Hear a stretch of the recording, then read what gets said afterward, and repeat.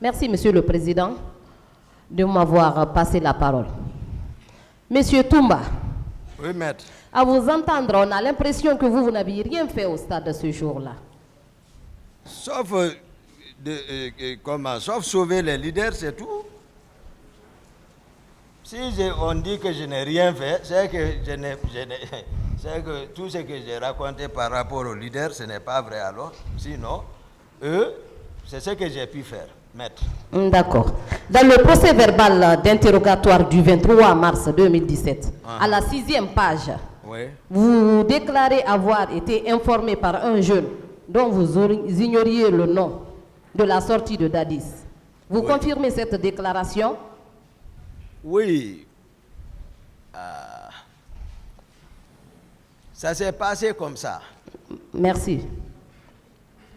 Est-ce que vous avez pris la peine de vérifier cette information avant de sortir? Et je vous ai dit, j'étais d'abord pour un premier temps avec le président. Lorsqu'il a envoyé pour m'appeler, Marcel est venu me appeler, je sais dans quel état d'âme je l'ai laissé. Non, monsieur Toumba, ma question est bien précise.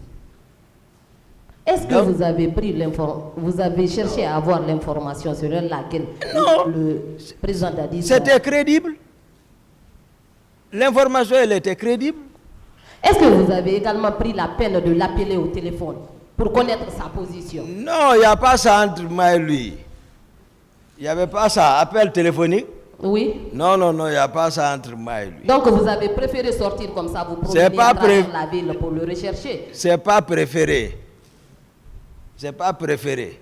Je vous ai expliqué comment étaient les protocoles de sortie à l'époque. C'est normal de me croire. C'est ce qui caractérisait la présidence. Ce n'est pas provoqué par quelqu'un d'autre si ce n'est pas lui. Je vous ai expliqué comment d'habitude. Il arrivait parfois, je le cherchais. Il sait, à Imbaya, je le cherchais, je ne l'ai pas trouvé. D'accord, je poursuis. Vous déclarez à la même page que c'est vous qui aviez récupéré et sauvé certains leaders politiques. Donc, entre autres, M. Sidia Touré, Jean-Marie Doré, Mouktar Diallo, Baouri, Lounzeni Fall et certains de leurs militants. Oui. Mais est-ce que toutes ces personnes-là pouvaient se retrouver dans le même véhicule? Il y avait même plus qu'eux-mêmes. Ce n'est pas eux seulement là. Donc votre véhicule, c'était un camion ou... Non, c'est une 4x4 version américaine. C'est-à-dire, même derrière là où il y a place des bagages là. Donc, ils étaient derrière, ils étaient superposés. Comme je l'ai dit, non, eux-mêmes, ils n'ont qu'à venir expliquer. C'est-à-dire, si c'est pour vérifier la véracité, qu'ils viennent nous expliquer clairement, on nous enlève dans le contour là. Ils étaient tous dedans.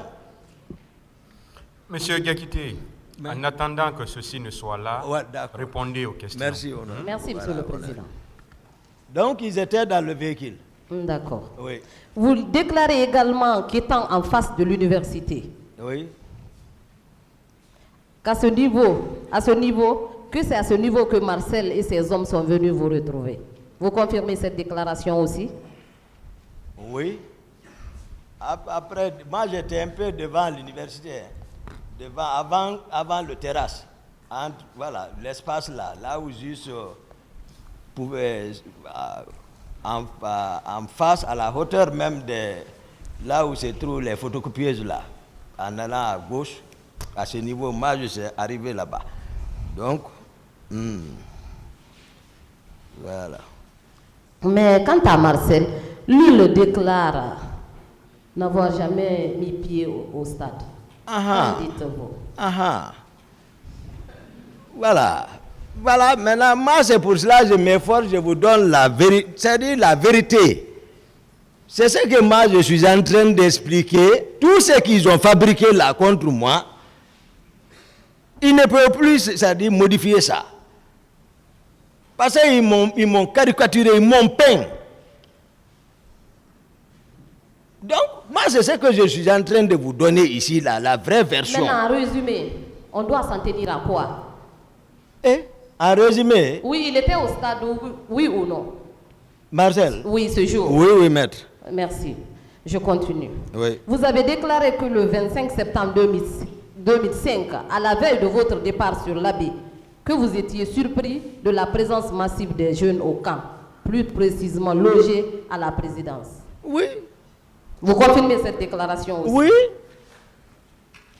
En outre, dans la même journée, le groupe de la garde parallèle composé de capitaine Gono Sangari et autres se sont dotés à partir du magasin d'importants lots d'armes. Vous confirmez cette déclaration aussi? Oui.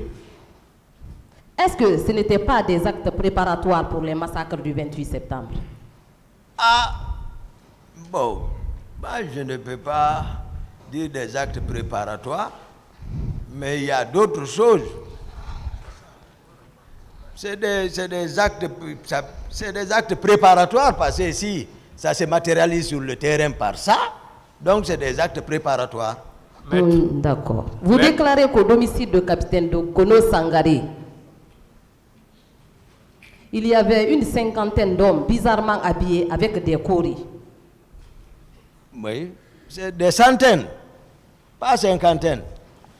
Comme ça, peut-être dans le procès verbal, d'accord. Mais ça dit tout, parce que je ne peux pas dénombrer. Moi, j'ai été surpris de découvrir ceci là-bas. D'accord. Et qu'ils ont même fait disparaître le président Dadis pour un moment. Ils se sont cachés de moi. Qu'est-ce qui prouve que c'était pour un rituel, mais pas pour une réunion préparatoire? En tout cas, franchement, ça, ils se sont cachés de moi. Ils ne sont revenus qu'à 5 h du matin. Est-ce que ce n'était pas une réunion préparatoire pour les massacres du 28 septembre? Je ne saurais le dire, le président même est mieux placé pour répondre ça.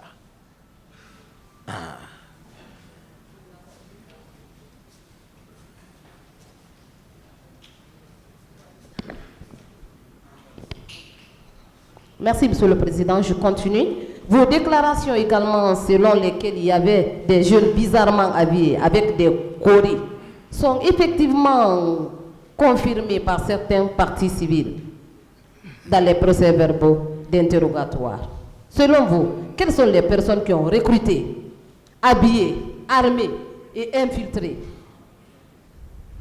Je vous ai donné les noms Gono Sangari, oui, et Théodore, oui, et les Makambo, et tous ces dont les noms j'ai cité ce matin-là, ce sont l'affaire là. Gono, c'est l'intendant particulier. Tout le monde sait qu'il y avait un recrutement massif de l'air devant chez lui là-bas. C'est comme ça, c'est eux qui ont recruté sous l'ordre du président Moussa Dadis Camara. Et de façon sélective. C'est ça la particularité. Il y avait une particularité, ça c'est clair. Même là où je parle aujourd'hui, les militaires même m'écoutent, ils savent que c'est la sincérité que je suis en train de m'efforcer à faire comprendre la cour. Sincèrement, je ne cache rien, je ne me protège même pas. D'accord, monsieur Touma. Oui. Vous déclarez avoir vu à Bellevue le colonel Claude Pivi dans votre audition, alors qu'ici vous parlez de Hamdallah. Oui, c'est le même secteur. Bellevue, c'est pas Hamdallah. Bellevue, devant Lavaz là-bas. Lavaz. C'est après Hamdallah, devant Lavaz. Après Lavaz. C'est pas Bellevue. Vous avez rencontré le... Oui, il est ici. D'accord. C'est pas... Il est ici. Bon, Marcel qui n'a pas été, il a échangé avec lui là-bas.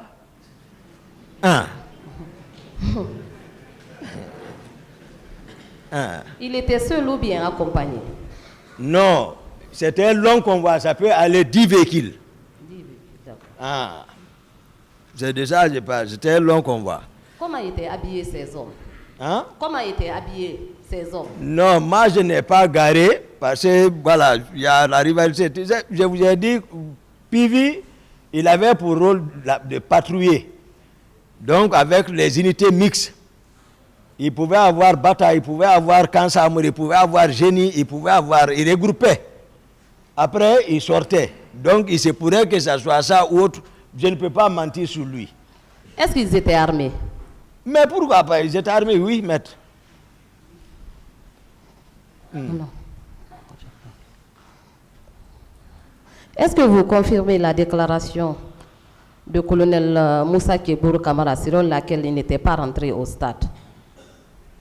Ah, colonel, c'est-à-dire, il n'a qu'à dire la vérité. Ah, la déclaration du numéro 1, d'abord, Pivi dit que c'est Teboro qui a reçu l'ordre.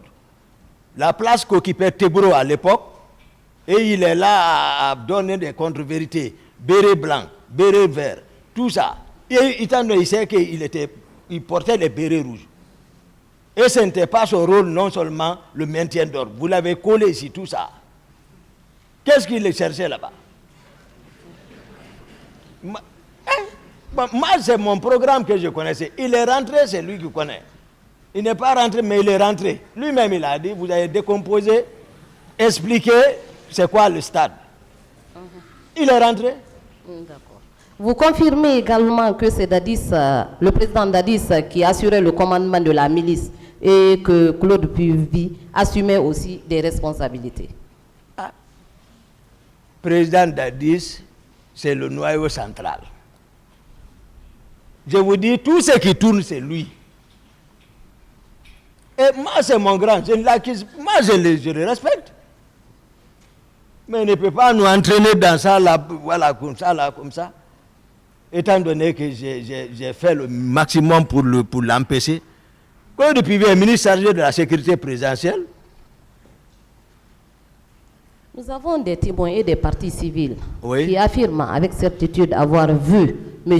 Aboubakar Toumba Diakité tirer sur les manifestants. Qu'en dites-vous? Non. Les leaders vont témoigner. Moi, je ne disposais même pas d'armes là-bas. Merci, Monsieur le Président. Ouais.